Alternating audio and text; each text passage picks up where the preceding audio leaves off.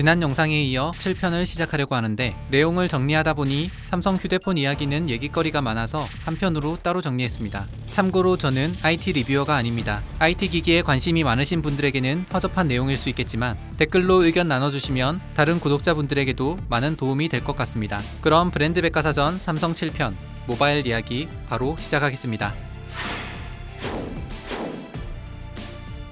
현재는 5G 이동통신까지 발전했지만 1990년대 중반까지는 1세대 이동통신, 1G를 사용했습니다. 참고로 1G는 원 제너레이션의 약자입니다. 1G는 아날로그 방식이었기 때문에 주파수 변조 방식을 통해 음성 통화만 가능했습니다. 또한 아날로그 주파수 방식이었기 때문에 혼선과 잡음도 많았습니다. 당시 세계적으로 이동통신의 표준으로 사용하던 방식은 유럽에서 개발한 GSM이란 방식이었습니다. GSM은 여러 사람이 동시에 사용할 수 있도록 하기 위해 TDMA, Time Division Multiple Access란 기술을 고안했습니다. 이 기술은 사용하는 시간을 분할하여 여러 사람이 동시에 주파수 대역을 사용할 수 있도록 하는 방식이었습니다. 한편 1989년 미국의 스타트업 회사 퀄컴은 최초로 CDMA란 디지털 기술을 이용한 통화 시험에 성공합니다. CDMA는 코드 디비전 멀티플 액세스의 약자로 코드를 이용하여 동일한 주파수에 다중의 사용자가 접속할 수 있도록 하는 기술입니다. 하지만 세계적으로 GSM 방식을 고수하고 있었기 때문에 주목받지 못하고 있었습니다. 그런데 우리나라의 한국전자통신연구소가 퀄컴사와 CDMA 기술 공동 개발을 하게 되면서 1995년 세계 최초로 CDMA 기술의 상용화에 성공했습니다. 당시 삼성전자는 CDMA 기초 기술을 습득하여 CDMA 단말기 개발을 진행하고 있었는데 그렇게 1996년 세계 최초의 CDMA 단말기 SCH100이 출시됩니다. 이로써 이동통신은 1G에서 2G 시대로 넘어가게 된 것입니다. 1997년에는 세계 최소 체경량 휴대폰, 플립형 제품인 SCH200F가 출시됩니다. 이후 삼성은 계속해서 한국 지형에 강하다는 점을 내세우는 동시에 새로운 부가 기능을 강조하여 광고했습니다. 이름을 말하세요. 말만 하면 바로 걸린다. 추적봐라. 음성 자동 다이얼은 그 당시의 최신 기능이었습니다. 한편 1996년 모토로라는 세계 최초 폴더형 휴대폰 스타텍을 출시하며 큰 인기를 끌게 됩니다. 삼성전자도 이어서 1998년에 폴더형으로 디자인된 SCH800을 출시하지만 IMF 외환위기의 영향으로 별 인기를 얻지는 못했습니다. 그런데 당시 제작된 SCH800의 회로 기판에는 할 수 있다는 믿음이라는 문구가 적혀 있었습니다. 이는 외환위기를 극복하고 신제품 성공을 바라는 마음에서 개발 직원이 새겨놓았다고 합니다. 그리고 1999년 SPH-A1000 일명 깍두기폰이라 불리는 제품이 출시됩니다. 당시 애니콜 전속 모델은 학교 1에 출연하며 존재감을 드러낸 장혁이었습니다. 어쨌든 SPH-A1000은 작은 사이즈와 세련된 디자인으로 호평을 받으며 큰 매출을 기록했습니다. 그리고 이 시기부터 삼성전자는 세계 최초 타이틀을 가진 휴대폰들을 선보이기 시작했습니다. 1999년에는 세계 최초의 MP3 폰인 SPH-M2500, 세계 최초 손목시계형 휴대폰인 SPH-WP10, 그리고 세계 최초 TV폰인 SCH-M220, 2000년에는 세계 최초로 카메라를 내장한 CDMA폰 SCH-V200, 생리주기 등 여성에게 필요한 기능을 담아 만든 세계 최초 여성 전용폰 SPH-A4000, 일명 드라마폰이 출시됩니다. 2001년에는 버튼을 누르면 자동으로 폴더가 열리고 닫히는 세계 최초 전자동식 폴더폰 SPH-A5000이 출시되었습니다. 또한 2001년부터는 동시에 송출할 수 있는 휴대폰 사운드 기술이 개발되며 단음에서 벗어나 4개의 음을 낼 수 있는 4폰리 폰부터 시작하여 16폰리, 40폰리, 64폰리, 128폰리 순으로 발전하게 됩니다. 2002년부터는 휴대폰 화면이 흑백에서 컬러로 넘어가기 시작하는데 삼성전자에서는 세계 최초 TFT LCD 컬러 휴대폰인 SGH-T100이 출시됩니다. 이 휴대폰은 삼성전자 최초의 1000만 대 이상 판매된 제품이 됩니다.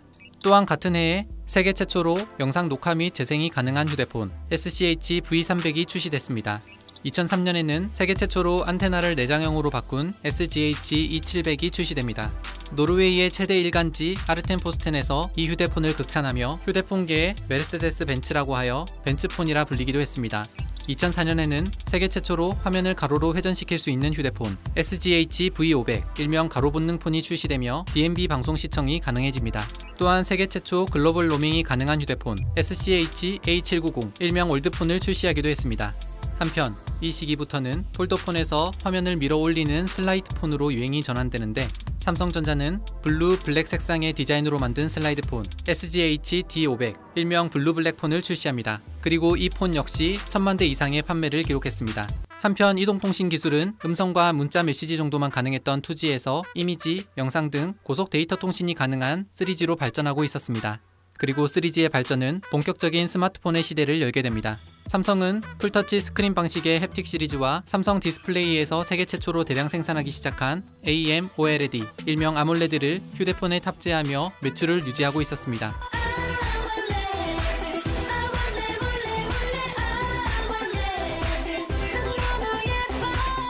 하지만 아직 3G 시대에 적응하지는 못하는 상황이었습니다. 그러던 2008년 무섭게 3G 시장을 점령하기 시작한 것이 있었으니 바로 애플의 아이폰 3G였습니다. 애플 이야기는 다른 영상에서 다시 알아보도록 하겠습니다. 어쨌든 아이폰은 애플 자체적으로 개발한 OS, iOS를 탑재하여 출시되는데 이후 아이폰 3G가 국내 시장에 풀리면서 이것이 스마트폰이구나 하는 생각이 들게 만들었습니다. 삼성전자는 아이폰에 맞서기 위해 2008년 6월 마이크로소프트의 윈도우 모바일을 OS로 탑재한 스마트폰 옴니아를, 2009년 10월에는 역시 윈도우 모바일을 탑재한 옴니아2를 출시했습니다. 피겨 여왕 김연아까지 투입하며 마케팅했지만 느리고 몇 개 없는 앱 등 총체적인 문제를 드러내며 심지어 옴렉이라는 별명까지 얻게 됩니다.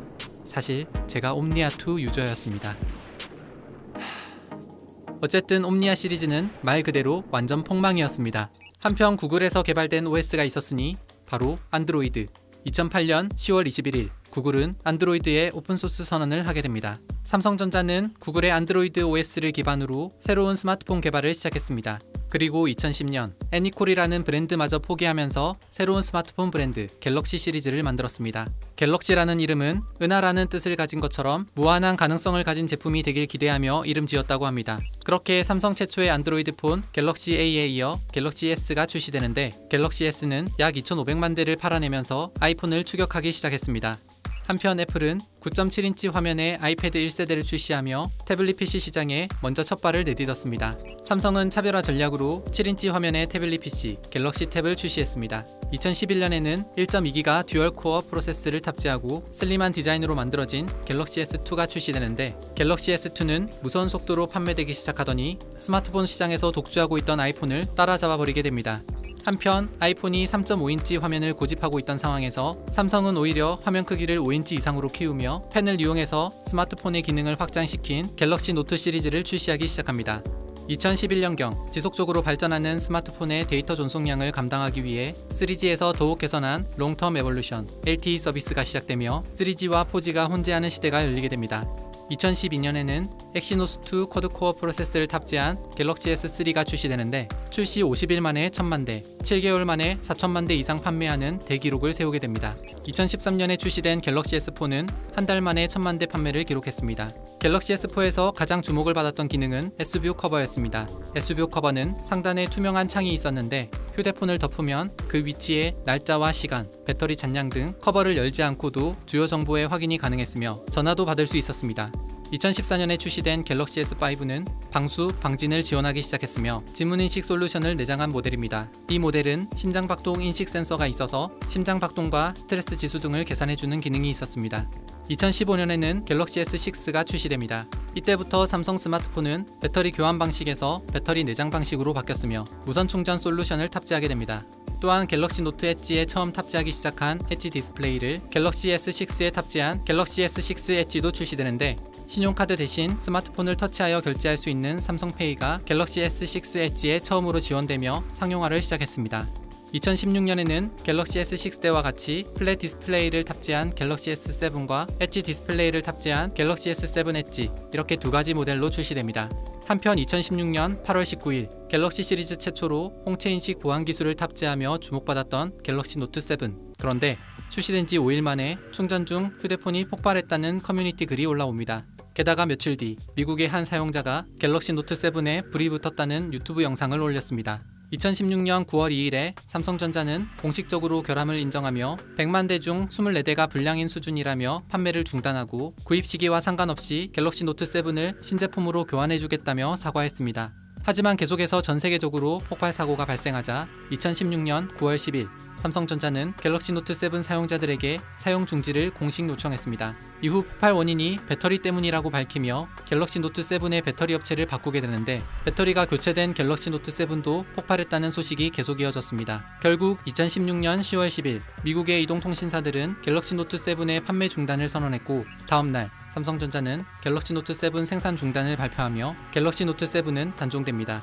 이로 인해 삼성전자는 7조 원가량의 손해를 입었을 것이라 추정되는데, 이를 두고 제2의 화형식이라고 보기도 합니다. 2017년에 출시된 갤럭시 S8부터는 플랫 디스플레이 버전이 사라지고 5.8인치 버전인 갤럭시 S8과 6.2인치 버전인 갤럭시 S8 플러스로 출시되기 시작합니다. 이 모델부터 인공지능 비서 기술인 빅스비가 지원되며, 빅스비, 오늘 찍은 사진 윤선이한테 보내줘. 14장의 사진을 선택했어요. 홍채 인식 보안 기술 역시 탑재되었습니다. 2018년에도 크기의 차이를 둔 갤럭시 S9과 갤럭시 S9 플러스가 출시됩니다. 이 중 갤럭시 S9에는 후면에 듀얼 카메라가 탑재되긴 했지만, 다른 면에서는 갤럭시 S8에서 크게 발전하지 못했다는 평을 받기도 했습니다. 2019년에는 갤럭시 S9에 비해 디스플레이, 카메라, 배터리 등 주요 스펙을 많이 개선시킨 갤럭시 S10이 출시됩니다. 카메라 사양이 높아졌으며 후면 카메라도 트리플 렌즈로 구성되었습니다. 또한 전면 카메라 부분을 제외한 모든 부분을 화면으로 채운 인피니티 O 디스플레이를 탑재했습니다. 한편 출시 전부터 전 세계적으로 기대를 모은 제품이 있었으니 디스플레이가 접히는 스마트폰 갤럭시 폴드였습니다. 화면을 접으면 화면에 문제가 생기지 않냐는 의문이 제기되었지만, 삼성은 20만 번 이상 접었다 펴도 문제가 없다고 밝혔습니다. 그리고 2019년 9월 갤럭시 폴드가 한국을 시작으로 출시되었고, 출시되자마자 불티나게 팔리기 시작했습니다. 그리고 세계 곳곳에서 소비자들이 자체적으로 갤럭시 폴드의 내구성을 실험하기 시작했습니다. 미국의 IT 매체 시넷에서는 폴딩봇을 이용하여 갤럭시 폴드를 접었다 폈다 하는 실험을 생중계하기도 했습니다. 그런데 폴딩 12만 번 정도에서 화면 이상이 생겼던 겁니다. 하지만 이 실험 이후 갤럭시 폴드는 오히려 내구성을 인정받게 되었습니다. 실험을 진행하던 폴딩봇이 11만 9,357번째 때 고장이 나기도 했으며, 실험 환경이 실제 사용하며 화면을 접는 것보다 강했기 때문입니다. 스마트폰 기술이 이렇게 발전해 오는 가운데 이동통신 기술도 계속해서 발전해 오고 있습니다. LTE보다 20배 빠른 속도로 2GB 영상을 1초 만에 다운로드 받을 수 있는 5G 이동통신이 개발된 것입니다. 물론 아직 상용화되기까지 시간이 걸리겠지만, 5G 기술을 통해 가상현실, 자율주행, 사물인터넷 등 4차 산업혁명과 관련된 서비스가 가능하게 되었습니다. 그리고 2020년 갤럭시 S10의 후속으로 갤럭시 S20를 출시했으며 갤럭시 폴드2도 출시될 예정이라고 합니다. 이상 브랜드 백과사전 삼성 7편 삼성 모바일의 변천사를 알아봤습니다.